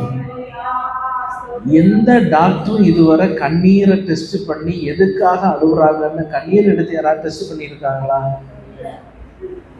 பிளட் எடுத்து டெஸ்ட் பண்ணுவாங்க, முடி எடுத்து டெஸ்ட் பண்ணுவாங்க, டிஷ்யூ எடுத்து டெஸ்ட் பண்ணுவாங்க, சளியை எடுத்து கூட டெஸ்ட், எல்லாத்தையும் எடுத்து டெஸ்ட் பண்ணுவாங்க. இதுக்கு மேல நான் சொல்ல வேண்டியது இல்லை. எல்லாத்தையுமே எடுத்து டெஸ்ட் பண்றாங்க. உள்ள விட்டு நுரையீரல்ல இருந்து உருவி எடுத்து என்ன செய்யறாங்க? டெஸ்ட் பண்றாங்க. எல்லாத்தையும் டெஸ்ட் பண்றாங்க. கண்ணீரை மட்டும் இதுவரை அவர் ஒருவரால மட்டும்தான் அதை சோதிக்க முடியும். ஹல்லேலூயா, ஹல்லேலூயா. எதுக்கு அழுகிறோன்னு முன்னாடி இருக்கிற மனுஷனுக்கு தெரியாது. இருதயத்தை பார்த்து கண்ணீரை டெஸ்ட் பண்றவரு அவர் மட்டும்தான். எதுக்கெல்லாம் நம்ம டெஸ்ட்டுக்கு கொடுத்துருக்குறோன்னு உள்ளது அவருடைய லேப்ல இருக்குது, அந்த பாட்டில வச்சிருக்கிறாரு. ஹல்லேலூயா. அவர் டெஸ்ட் பண்ணி கரெக்டான ரிசல்ட் கொடுப்பாரு. புரியுதா? எல்லாம் எடுத்து அவருடைய பாட்டில வச்சு கொடுத்துருக்குறோம். பரலோகத்துல அவர் டெஸ்ட் பண்ணி கரெக்டான ரிசல்ட் வரும். ஹல்லேலூயா. சரியான ரிசல்ட் வரும். அந்த ரிசல்ட் வருகிறது வரையிலும் வெளியே காத்துருங்க. ஹல்லேலூயா. ஆண்டவர் சொல்றது என்ன தெரியுமா? நீ பாரத்தை இறக்கி வச்சுட்டு விட்டுறணுங்கிறார். ஒரு தடவை கண்ணீரை சிந்திட்டு திரும்ப திரும்ப அதுக்காக என்ன செய்யக்கூடாது? கண்ணீர் வெடிச்சுக்கிட்டு இருக்கக்கூடாது. கிளேசத்தை ஊற்றிட்டு சந்தோஷமா கிளம்பி போயிட்டா அங்க ஒண்ணு நடக்கல. கிளேசத்தை ஊத்துனா எந்திரிச்சு என்ன செய்துட்டா? கிளம்பிட்டா. ஆனா அதை அவர் பிடிச்சுக்கிட்டாரு. ஹல்லேலூயா. சும்மா அழுதுட்டு இருக்கிறோம் ஆண்டவர் சொல்லல, நல்லா ஊத்திடணும். ஊத்தி அவருடைய பாட்டில கொடுத்து லேபில் வச்சிருவாரு. கரெக்டா உற்பவ கால திட்டத்துக்குள்ள ஒரு சந்ததி உண்டாயிருக்கும், ஒரு ஆசீர்வாதம் உண்டாயிருக்கும்.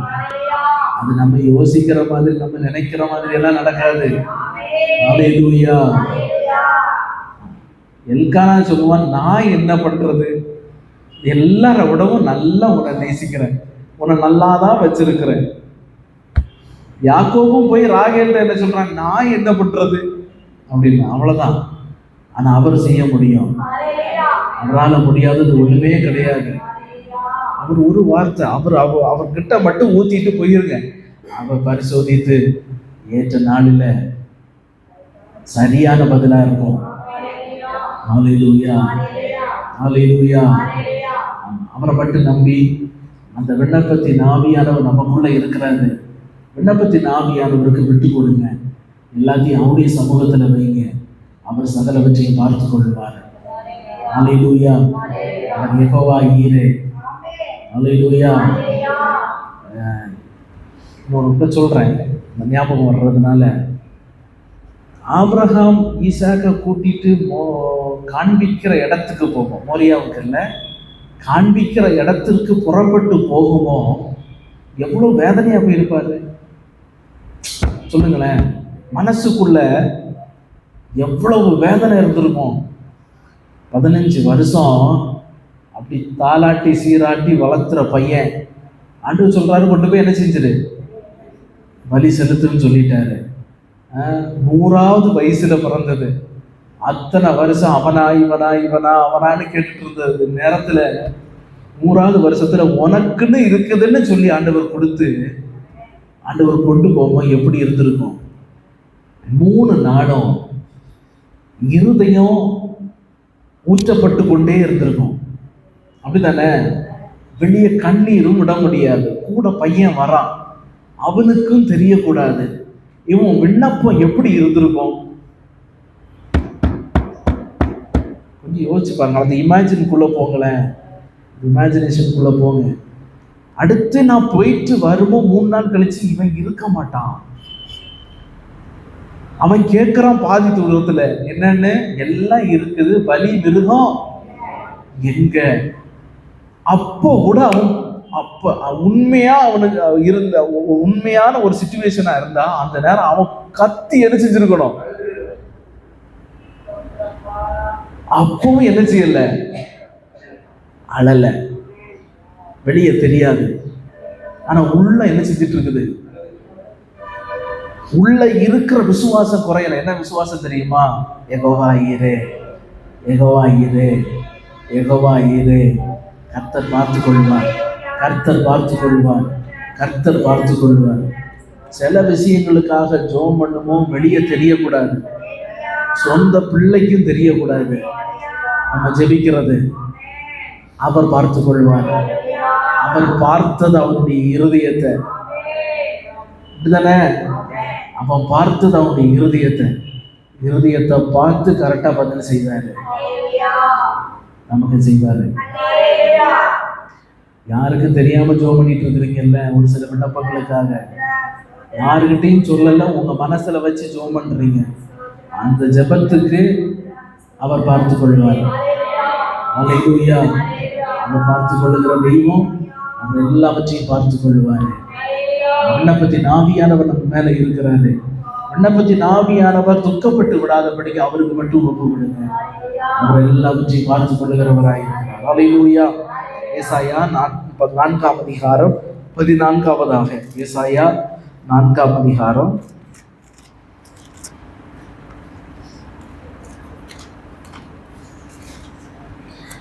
3வது வசனத்தை வாசிங்க.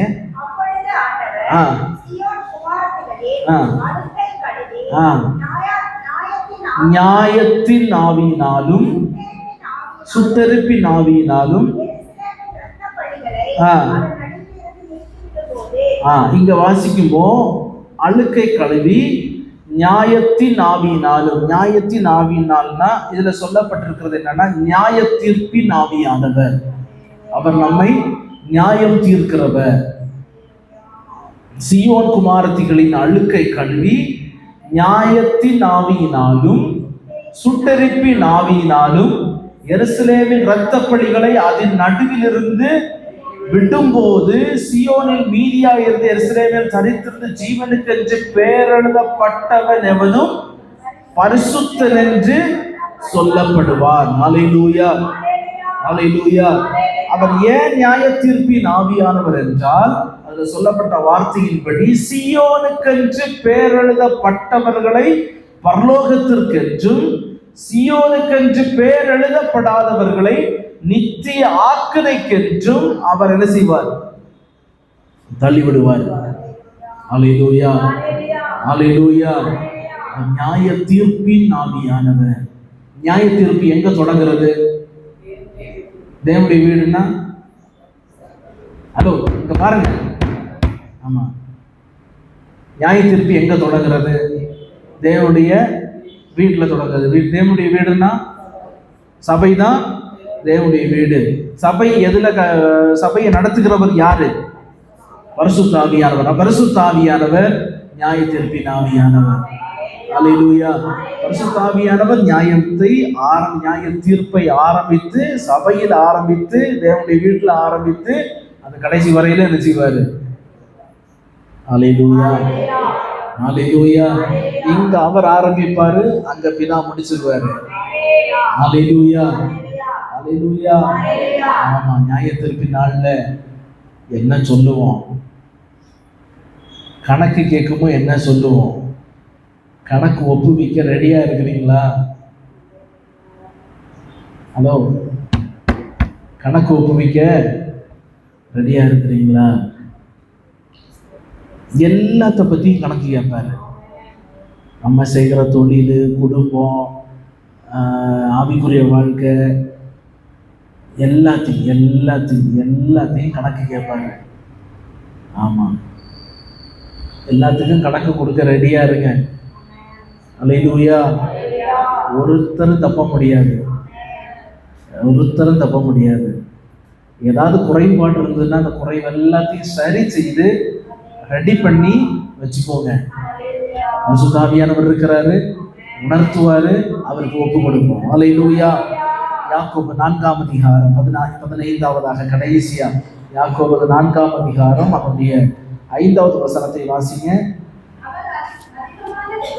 நம்மில் வாசமாய் இருக்கிற ஆவியானவர் அவர் வைராக்கிய வாஞ்சியாய் இருக்கிறார் என்று. அப்ப போதும், இதுல நம்ம வாசிக்கிறோம், அவர் வைராக்கிய வாஞ்சை உள்ளவர். அல்லேலூயா. வைராக்கிய வாஞ்சையாய் இருப்பவர், அவர் வைராக்கிய வாஞ்சையாய் இருப்பவர். பரிசுத்த ஆவியானவர் வைராக்கிய வாஞ்சையாய் இருப்பார்.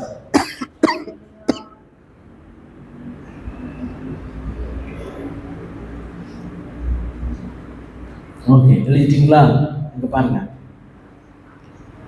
அவர் வைராக்கிய வாஞ்சை உள்ள தேவனாய் இருக்கிறார். எல்லாவற்றிலும் அவர் கரெக்டா இருப்பாரு. அதுதான் அதுக்கு அர்த்தம். வைராக்கிய வாஞ்சையா இருப்பார். அவர் எல்லாவற்றிலையும் சரியா இருப்பாரு. பெருமை உள்ளவனுக்கு எதிர்த்து நிற்பார், தாழ்மை உள்ளவனுக்கு கிருபையை கொடுப்பார். அல்லேலூயா. அவர் கரெக்டா செய்வாரு. அவருக்குள்ள எந்த மாறுபாடும் வேற்றுமையும் கிடையாது. அல்லேலூயா. அவரிடத்துல எந்த மாறுபாடும் கிடையாது, வேற்றுமையும் கிடையாது. எல்லாவற்றையும் சரியாய் கரெக்டாய் செய்கிறவர் பரிசுத்த ஆவியானவர். அல்லேலூயா, அல்லேலூயா. அவரிடத்துல தாழ்மையா இருந்தால் நமக்கு ஆண்டவர் கிருபையை தருவாரு. அவரை எதிர்த்து நின்றோமானால் ஆண்டவர், அல்லேலூயா, அவரை எதிர்த்து நின்றால் நம்மளே ஆண்டவர் எதிர்த்து நிற்பாரு. அவர் நமக்கு எதிர்த்து நின்னா அவருக்கு முன்னால நம்மளால என்ன செய்ய முடியாது? நிக்க முடியாது.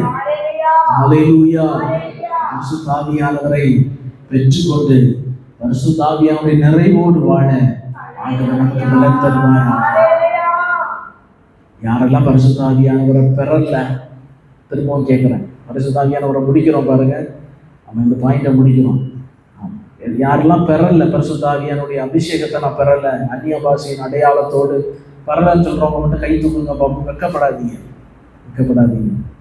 ஆமா, அல்லேலூயா. எப்படி ஆகிலும் கேட்டு பெற்றுக்கொள்ளுங்க, காத்துருங்க. அவருடைய ஆவியானவர் நம்மை நிரப்புவாரு.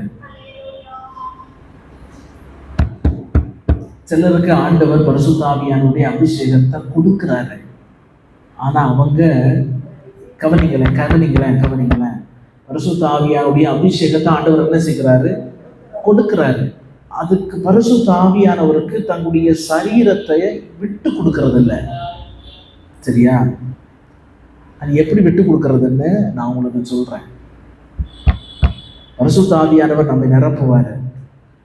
ஆராதனை நேரத்துல வீட்டுல எல்லாம் நம்ம என்ன செய்ய முடியாது, அதெல்லாம் பெற்றுக்கொள்ள முடியாது. புரியுதா? ஏன்னா வீட்டுல நமக்கு சிந்தனை வேற நிறைய இருக்கும். அங்கேயா இங்கேயா அங்கேயா இங்கேயான்னு சத்தமா என்ன செய்ய முடியாது, ஆராதிக்க முடியாது. சபையில வருமோ ஆராதனை நேரத்துல நல்ல கண்ணை மூடி நல்ல கையை தட்டி சத்தமா ஆண்டவருக்கு மகிமைப்படுத்துங்க. ஸ்தோத்திரம் சொல்லுங்க, ஸ்தோத்திரம் மட்டும் சொல்லுங்க. ஸ்தோத்திரத்தை சொல்லி ஆண்டவரை மகிமைப்படுத்தி நல்லா ஸ்தோத்திரம் சொல்லுங்க. யார் பக்கத்தில் இருக்கிறவங்களெல்லாம் கவனிக்க கூடாது. நல்லா கண்ணை மூடி நல்லா ஸ்தோத்திரம் பண்ணி நல்லா ஜெபம் பண்ணுமோ, வாயில அந்த நல்ல கையை தட்டி நல்லா ஜெபம் பண்ணுங்க. நல்ல ஆவியானவரை பெற்றுக்கொள்ள நல்ல கையை தட்டி நல்ல ஸ்தோத்திரத்தை மட்டும் செலுத்துங்க. வாயில ஆண்டவர் ஒரு சின்ன ஒரு மாற்றத்தை ஆண்டவர் தருவாரு. சரீரத்துல ஒரு ஒரு ஒரு ஒரு ஒரு ஷாக்கிங் மாதிரி இருக்கும், ஒரு சூடான மாதிரி இருக்கும். உடம்பு நல்லா சூடான மாதிரி ஒரு ஃபீல் இருக்கும். சரியா? அந்த ஃபீல் ஆகுமோ நீங்க இன்னும் விடக்கூடாது. நல்லா என்ன செய்யணும்? சத்தமா மெதுவா சோத்திரம் சொல்லக்கூடாது, மெதுவா மகிமைப்படுத்தக்கூடாது. நல்லா உங்களுக்கு இருக்கிற பலத்தை, எவ்வளவு பலன் இருக்கோ முழு பலத்தோடு சத்தமா என்ன செய்யணும்? கையை தட்டி நல்லா ஆராதிக்கணும். நல்ல ஸ்தோத்திர ஆண்டவரேன்னு சொல்லி என்ன நிரப்புங்க ஆண்டவரேன்னு சொல்லி கேளுங்க. இதைத்தான் சொல்லணும், இதைதான் சொல்லணும். வேற எதையும் சொல்ல மாட்டீங்க. நல்லவர் பெரியவர், ஆண்டவரே என்ன நிரப்புங்க ஆண்டவரே, அதை மட்டும் சொல்லுங்க. வீட்டில இருந்து எப்படி வரணும்? ஜெபம் பண்ணி பாவ அறிக்கை செஞ்சு, ஆண்டவரே நான் இன்னைக்கு போறேன், சபைக்கு போறேன், உபவாசத்தோட போறேன், என்னை நீங்க நிரப்பி என்னை திருப்பி கொண்டு வரணும் ஆண்டவரேன்னு ஜெபத்தோட என்ன செய்யணும்? வரணும். வேற எந்த யோசனையும் மனசுல என்ன செய்யக்கூடாது, இருக்கக்கூடாது. குடும்பம், பிள்ளை, அது எதையும் வச்சிடாதீங்க. நமக்கு தேவை ஆவியானவர். அது மட்டும்தான் நம்ம மனசுல இருக்கணும். வந்து நல்லா மகிமைப்படுத்துங்க. உடம்பு சூடாகும். வாய் நாவு என்ன செய்யும்? கொஞ்சம் கொஞ்சமா குளர ஆரம்பிக்குமோ பரிசுத்த ஆவியானவருக்கு விட்டு கொடுங்க. வாயை விட்டு கொடுங்க. அது எப்படி விட்டு கொடுக்கறதுன்னா, அது நான் எப்படி விட்டு கொடுக்கறது அப்படின்னு சொல்லி நீங்க உங்களுக்குள்ள ஒரு யோசனை வரும். அதை நான் எப்படி விட்டு கொடுக்கறதுன்னு.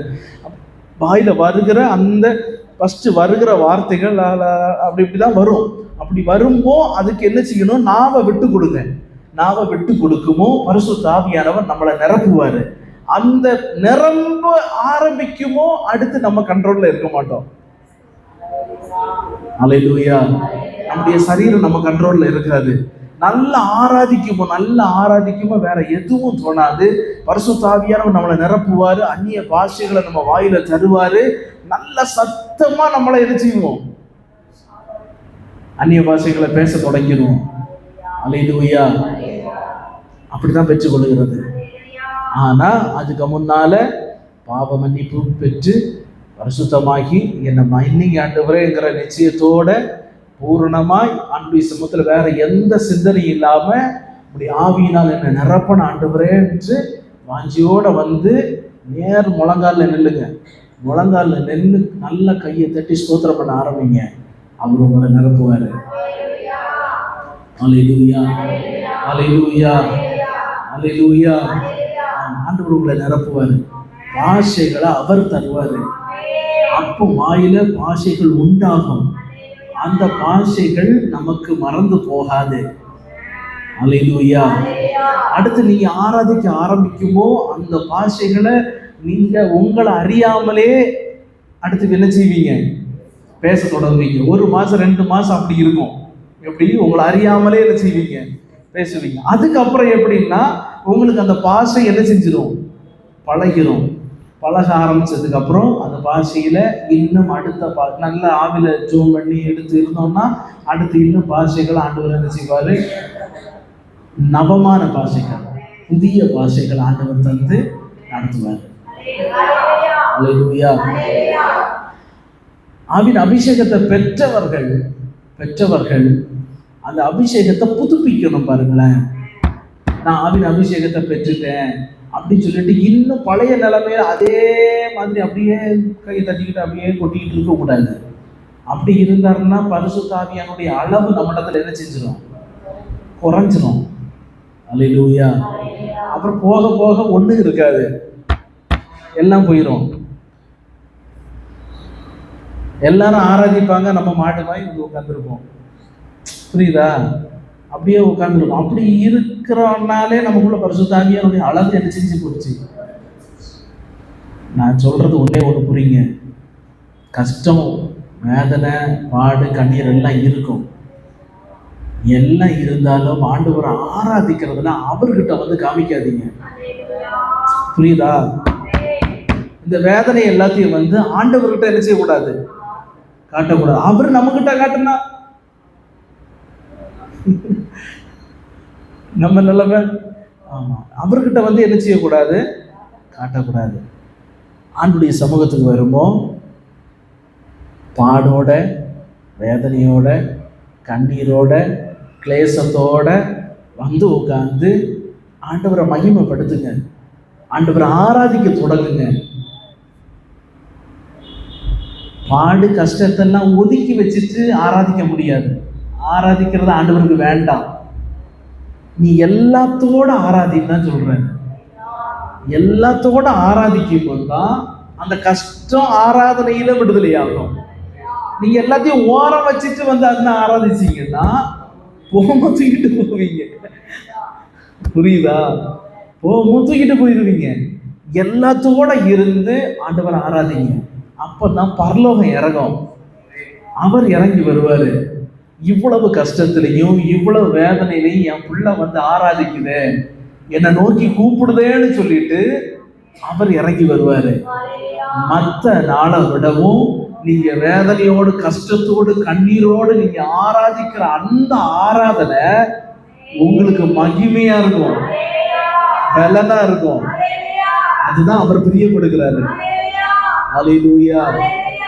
ஏன் ஆண்டவர் நம்ம ஆராதனையில பிரியப்படுகிறாரு? விஷயம் அதுதான். தூதர்களுக்கு அவனுக்கு எந்த பிரச்சனையும் கிடையாது. நம்ம பிரச்சனை, போராட்டம், கஷ்டத்திலையும் வந்து இருந்து ஆண்டவர் ஆராதிக்கிறோம் பாருங்க. அதனாலதான் ஆண்டவர் நம்ம ஆராதனையில பிரியப்படுகிறாரு. நம்ம கிட்ட அவர் வருகிறாரு. பரிசுத்த ஆவியானவருக்கு விட்டு கொடுத்து ஆண்டவர் ஆராதிக்கணும். ஹல்லேலூயா.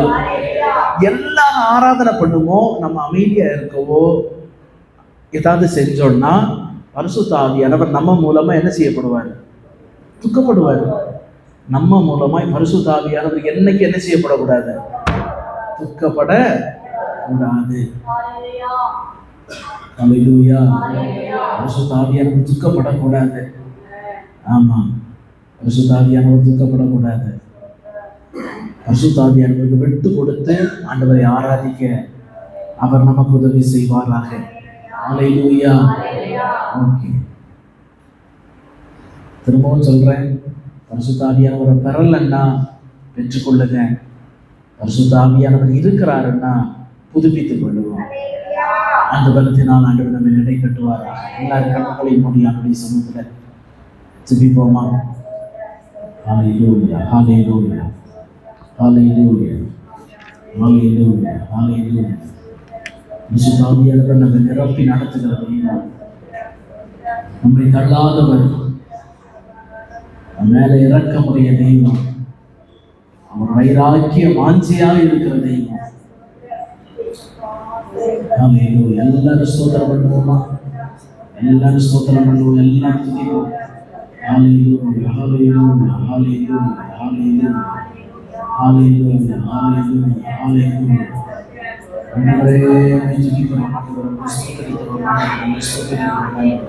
ஸ்தோத்திரிக்கிறோம். பரிசுத்த ஆவியானவரை நான் துக்கப்படுத்தி விடக்கூடாது ஆண்டவரே. எந்த சூழ்நிலையிலும் பரிசுத்த ஆவியானவர் எனக்குள்ள துக்கப்பட்டு விடக்கூடாது ஆண்டவரே. ஹல்லேலூயா, ஹல்லேலூயா. உம்மை ஆராதிக்க எனக்கு ஆவியானவர் வேணும் ஆண்டவரே. ஆவியானவர் நீர் என்ன நிரப்பணும் ஏசப்பா. ஆண்டவரே, உம்மை ஆராதிக்க உம்முடைய பரிசுத்த ஆவியோடு உம்மை ஆராதிக்க ஆண்டவரே. ஆவியோடு உண்மையோடு உம்மை ஆராதிக்க உம்முடைய ஆவியானவர் எனக்கு வேணும் ஏசப்பா. ஹல்லேலூயா, ஹல்லேலூயா, ஹல்லேலூயா, ஹல்லேலூயா, ஹல்லேலூயா, ஹல்லேலூயா. பரிசுத்த ஆவியானவர் நம்மை நிரப்பி நடத்துகிறவராய் இருக்கிறாரே, நம்மை பலப்படுத்தி நடத்துகிறவராய் இருக்கிறாரே, நம்மை ஊன்ற கட்டுகிறவராய் இருக்கிறாரே. ஹல்லேலூயா. அவர் கிருபையின் ஆவியானவர், விண்ணப்பத்தின் ஆவியானவர், விண்ணப்பத்தின் ஆவியினால் எங்களை நிரப்புவீராக ஆண்டவரே. விண்ணப்பத்தின் ஆவியினால் எங்களை நிரப்புங்க ஆண்டவரே. ஹல்லேலூயா, ஹல்லேலூயா, ஹல்லேலூயா, ஹல்லேலூயா. உங்களுடைய சரீரங்களை உமக்கென்று விட்டு கொடுத்து ஆராதிக்க எங்களுக்கு உதவி செய்ய ஆண்டவரே. சாத்தான் சத்துருவானவன் எங்களை மேற்கொண்டு விடக்கூடாது ஆண்டவரே. ஹல்லேலூயா, ஹல்லேலூயா. இந்த சரீரத்திற்கு சாத்தானுக்கு இடமில்லை ஆண்டவரே. பரிசுத்த ஆவியானவர், பரிசுத்த ஆவியானவர், பரிசுத்த ஆவியானவர் எங்களை நிரப்பி நீங்க நடத்தும் ஆண்டவரே. பரிசுத்தாவியானவர் நிரப்புகிறவரே.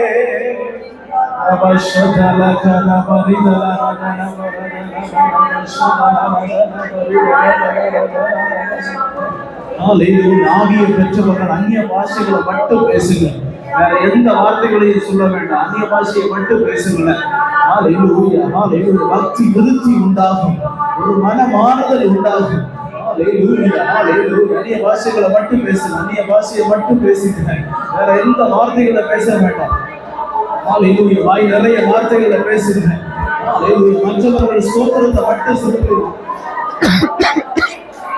ஸ்தோத்திரம் பண்ணுங்க, ஸ்தோத்திரம் பண்ணுங்க, ஸ்தோத்திரம் பண்ணுங்க, ஸ்தோத்திரம் பண்ணுங்க, ஸ்தோத்திரம் பண்ணுங்க, ஸ்தோத்திரம் பண்ணுங்க, ஸ்தோத்திரம் பண்ணுங்க.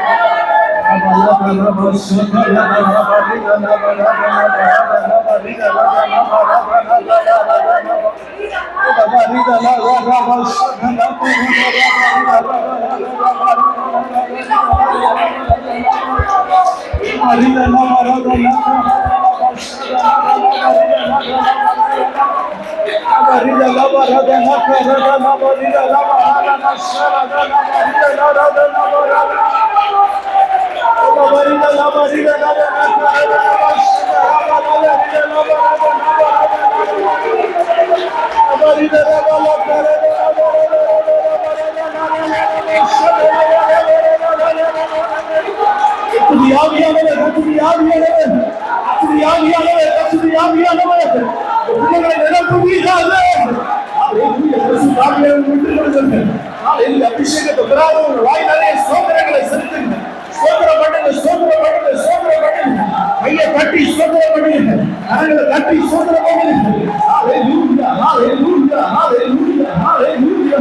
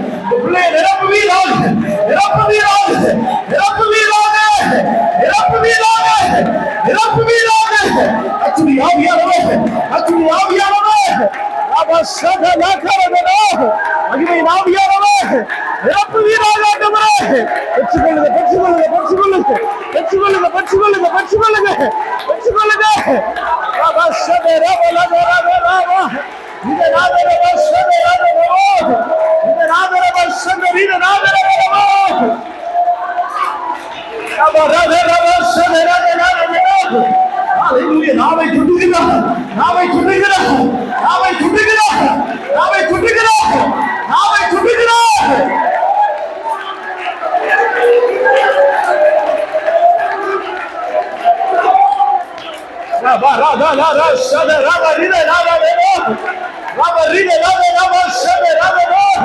புதுவீராக ஓ அக்கினி புரட்டோடு அக்கினி புரட்டோடு உதடுகளை சுடுகிற பரிசுத்த ஆவியானவர் உதடுகளை சுடுகிற பரிசுத்த ஆவியானவர்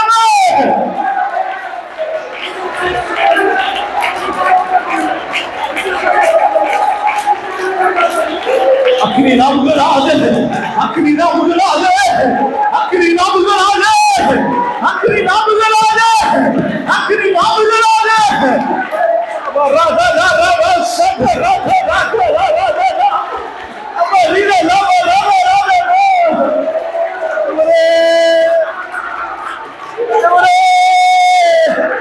ரப்பு வீராக ரப்பு வீராக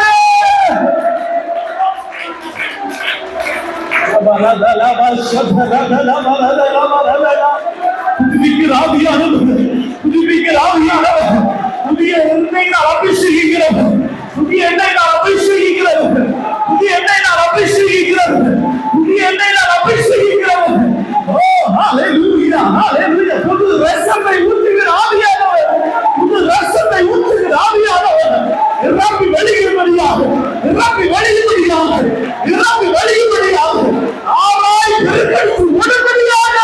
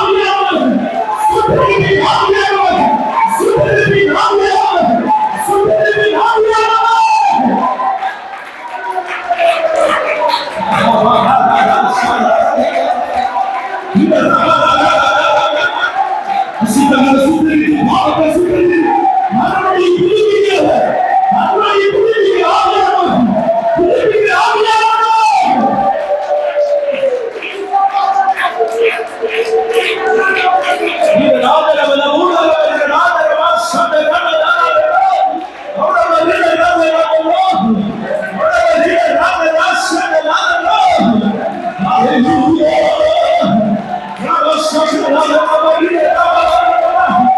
Hallelujah. ஒரு பெருங்காற்று, ஒரு பெருங்காற்று, ஒரு பெருங்காற்று, ஒரு பெருங்காற்று, ஒரு பெருங்காற்று.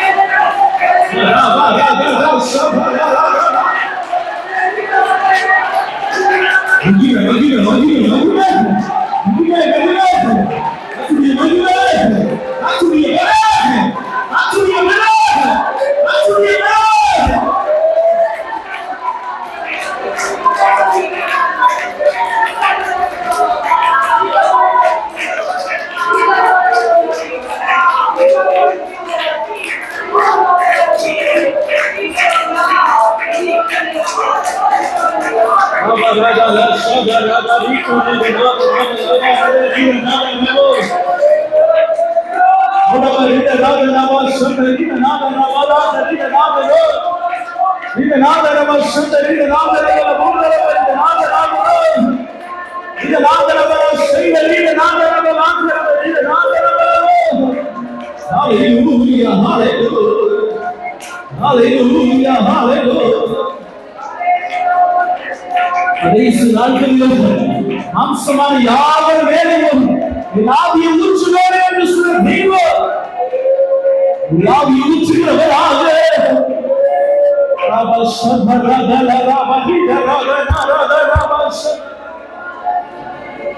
உயர்த்துகிறோம் ஆண்டவரே.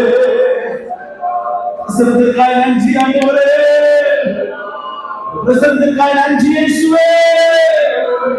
Hallelujah, hallelujah, hallelujah, hallelujah. கிருபையுள்ள எங்கள் ஆண்டவரே, ஆசீர்வதிக்கப்பட்டதாக நன்றி செலுத்துகிறோம். வார்த்தைகளை கேட்க ஆவியினால் நிரப்பப்பட எங்களுக்கு உதவி செய்தீரே, உங்களுக்கு நன்றி செலுத்துகிறோம் ஆண்டவரே. புதிய எண்ணெயினால், புதிய பலத்தினால் ஆண்டவரே எண்ணெய் கட்டினபடினால் உங்களுக்கு நன்றி ஆண்டவரே. அபிஷேகத்தை நீர் தந்தபடினால் உமக்கு நன்றி ஆண்டவரே. நவமான பாஷைகளில் நீர் தந்தபடினால் உமக்கு நன்றி ஆண்டவரே. பரலோக பலத்தினால் எங்களை கட்டினபடினால் உமக்கு நன்றி ஆண்டவரே. அந்த பலத்தோடு போ, உன்னோடு கூட இருப்பேன் என்று சொன்ன ஆண்டவரே தேவன், ஆண்டவரே இந்த பலத்தை எங்களுக்கு நிரந்தரமாய் தந்தபடினால் உமக்கு நன்றி செலுத்துகிறேன். இன்னோட இன்னும் பிரகாசிக்கக்கூடிய பலத்தை நீர் தந்து நடத்துவீராக. நவமான பாஷைகளை நீ தந்து நடத்தும்படியாக சொல்லுங்கள். உங்களுடைய பிள்ளைகளை ஆசீர்வதிங்க. முகத்தோடு தேவைகளோடு கடந்து வந்தார்கள் தேவைகள் எல்லாவற்றையும் நிரப்பி பரிசுத்த ஆவியானவர் பரத்திற்கு பிள்ளைகளை ஆசீர்வதிங்க. கிருபை கொடு, கிருபை கொடு இருக்கட்டும். பரிசுத்த ஆவியானவரை நடத்துவீராக. பிரசனத்திற்குள்ளாக எங்களை தாழ்த்துகிறோம் பொறுமையாக. இயேசுவின் நாமத்தில் ஜெபிக்கிறோம் சொல்ல நல்ல பிள்ளை. நாட்டுமாவே